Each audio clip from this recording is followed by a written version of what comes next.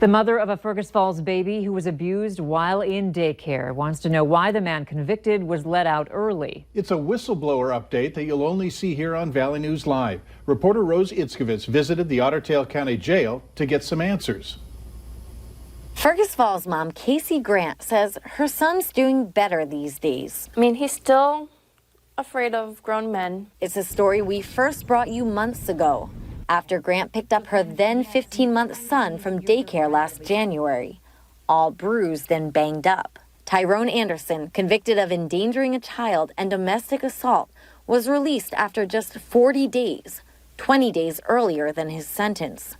Grant, who was notified when Anderson was initially arrested and released, says she thought she'd be notified again when he was let out early. There is a no contact order on my son from him. But Lieutenant Jim Stewart at the Otter Tail County Sheriff's Office says victims are always notified when someone is first arrested and bonded out. Because when somebody's been arrested, the victim has no idea of knowing when that person is getting released, if they could bond out at 3 in the afternoon or sometimes, 6 in the morning.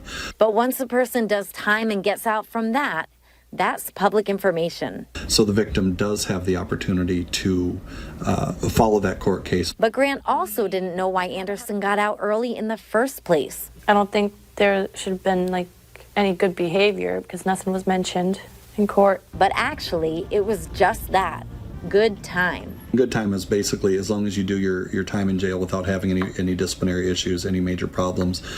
You get credit for every 2 days that you serve, you get credit for the third one. So you do 2/3 of your time. Stewart encourages victims to ask questions. And maybe sometimes the court doesn't always let people know that there's credit for good time or credit for time that's already been served. Grant says she was not made aware of this good time that would get Anderson out early, and she wishes the court would have made that more clear.